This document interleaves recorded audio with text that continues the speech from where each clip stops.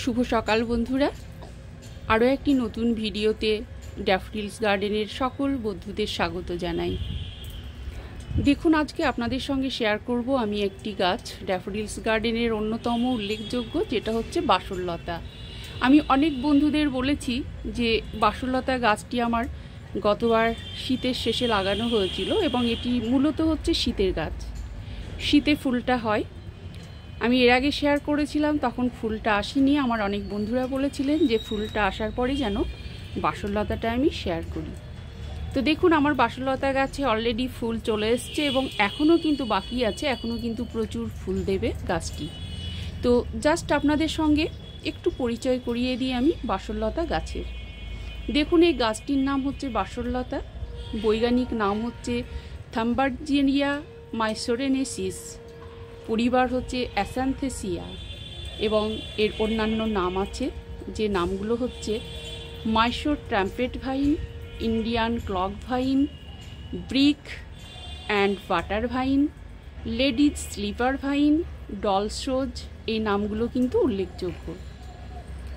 দেখুন, এটা ভারতের কন্যাকুমারিকা অঞ্চলের নীলগিরি পর্বতে কিন্তু সাধারণত দেখা যায় এবং সেখানে কিন্তু অলরেডি প্রাকৃতিক নিয়মেই কিন্তু প্রচুর গাছ কিন্তু বেড়ে ওঠে এবং সেখান থেকে ক্রমশ মিশনারি, বিভিন্ন যে মিশনারিগুলো আছে সেই মিশনারিদের মাধ্যমে কিন্তু সর্বত্র এই গাছ ছড়িয়ে পড়েছে। ফুলের নাম বাসরলতা যথার্থ হয়েছে। এই গাছ মাচা পেলে ফুল ফোটে, ঝুলে থাকে। গাছটি প্রায় 20 ফুট লম্বা পর্যন্ত কিন্তু হতে পারে এবং এই গাছটি ভারত থেকে বাংলাদেশেও কিন্তু ছড়িয়ে পড়েছে। দেখুন, গাছটি শেয়ার করি। এই যে এই গাছটির শক্ত লতা পাতার বিন্যাস, বিপ্রতীপ, লম্বাটে 10 থেকে 15 সেমি লম্বা, ঝুলন্ত মঞ্জুরিতে তামাটে লাল ফুল থাকে আর শীতের সময় এই ফুলগুলো কিন্তু দেখা যায়।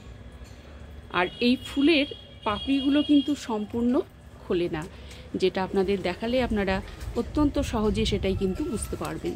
এই যে এই ফুলের পাপড়িগুলো কিন্তু সম্পূর্ণ কিন্তু খোলে না। দেখুন, এই ধরনের।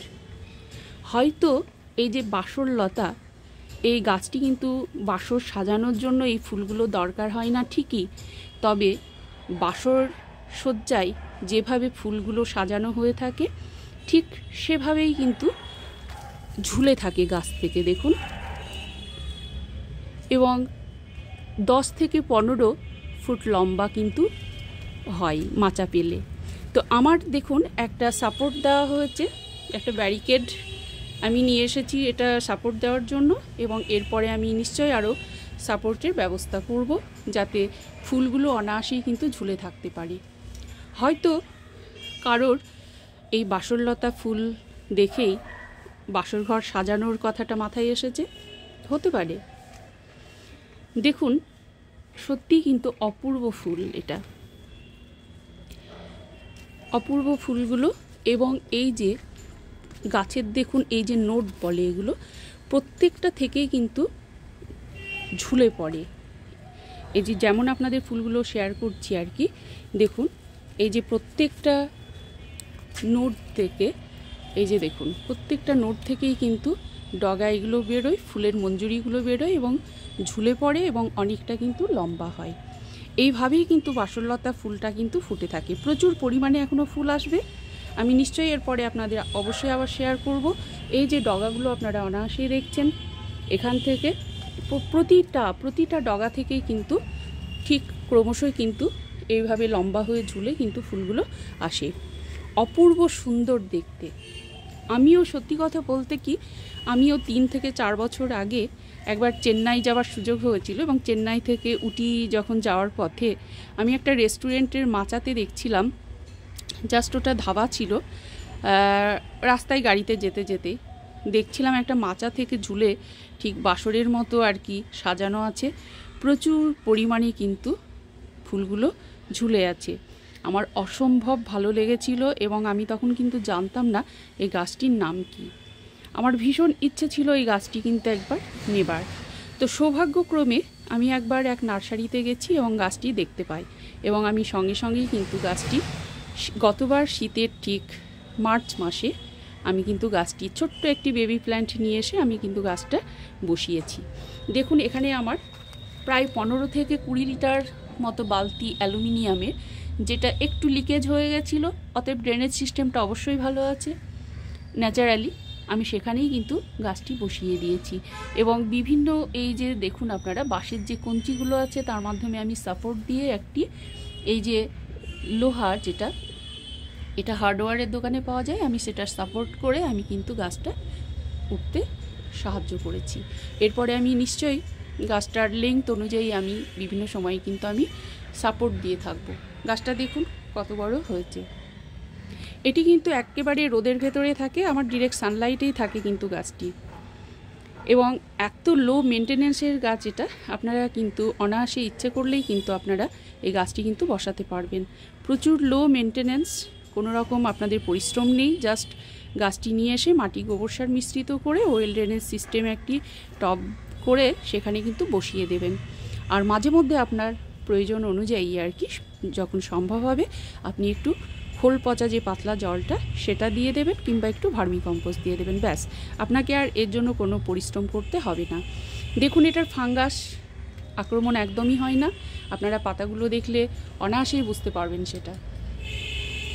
কোনো ফাঙ্গাল একটা আক্রমণ কিন্তু নেই গাছে। পাতাগুলো যথেষ্ট পরিমাণে কিন্তু সতেজ আছে, দেখুন যথেষ্ট সতেজ আছে এবং হেলদি আছে, যথেষ্ট হেলদি আছে গাছটা। তো দেখুন এইভাবে আপনারা গাছটি নিয়ে আসতে পারেন। আপনাদের যাদের বাড়ির সামনে গেট আছে বা প্রাচীর আছে, আপনারা অনায়াসেই সেখানে আপনারা লাগিয়ে দিতে পারেন এবং খুব খুব সুন্দর দেখায় কিন্তু গাছটি। আপনারা নিজেরা করলে এটা ঠিক বুঝতে পারবেন। আর এই যে গাছটির প্রোপাগেশন, অর্থাৎ গাছটির চারা তৈরি করা ভীষণ ভীষণ সহজ। আপনাদের বলে দিই আমি, এই যে আপনারা এই ডালটি দেখছেন, এই ডালটির ঠিক এরকম জায়গা থেকে কিন্তু এই যে নোড, এই জায়গাগুলো থেকেই কিন্তু ফুল হয়, আবার কিন্তু রুট বেরোবে বা নতুন পাতা গজাবে। আপনারা ঠিক এই রকম পোর্শান থেকে কেটে নিন এবং দুটো নোড রাখুন, একটা দুটো, এইভাবে দুটো নোড রাখুন এবং এই পজিশান থেকে আপনারা কিন্তু কেটে দিন। কেটে আপনারা বালির ভেতরে রেখে দিন, কেউ চাইলে মাটির মধ্যেও দিয়ে দিতে পারেন। আপনারা দেখবেন অনায়াসেই কিছুদিনের মধ্যে রুট গজিয়েছে এবং একটি নতুন চারা গাছ তৈরি হয়েছে। দেখুন আপনাদের সঙ্গে শেয়ার করি এই যে ফুলটি, দেখুন কি দারুণ দেখাচ্ছে। ঠিক এরকম হয় এবং এই যে ফুলটা যখন এইভাবে একটু ফুটে যায় তখন কিন্তু ঝরে পড়ে, কিন্তু কিছুদিন স্টে করে, সঙ্গে সঙ্গে ঝরে যায় না, কিছুদিন স্টে করে, কিন্তু অসম্ভব সুন্দর দেখতে, অসম্ভব সুন্দর। আপনারা অনায়াসেই কিন্তু এই গাছটি কিন্তু আপনারা কিন্তু নিয়ে আসতে পারেন। তো ঠিক আছে ভিউয়ার্স, আমি আপনাদের সমস্তটাই বলে দিলাম। জলটা বুঝে সুঝে দেবেন, যখন দেখবেন ময়েস্ট আছে দেওয়ার দরকার নেই এবং মাটিটা শুকিয়ে গেছে মনে হলে তখন আপনারা গাছটিতে অবশ্যই জল দেবেন এবং এইভাবে পরিচর্যা করুন গাছটি, এবং অনায়াসেই কিন্তু আপনারা গাছটি নিয়ে এসে বসাতে পারেন আপনাদের বাগানে। তো ঠিক আছে ভিউয়ার্স, আজকে এই পর্যন্তই। ততক্ষণ আপনারা খুব খুব ভালো থাকবেন, সুস্থ থাকবেন আর অবশ্যই ড্যাফোডিলস গার্ডেনের সঙ্গে থাকুন।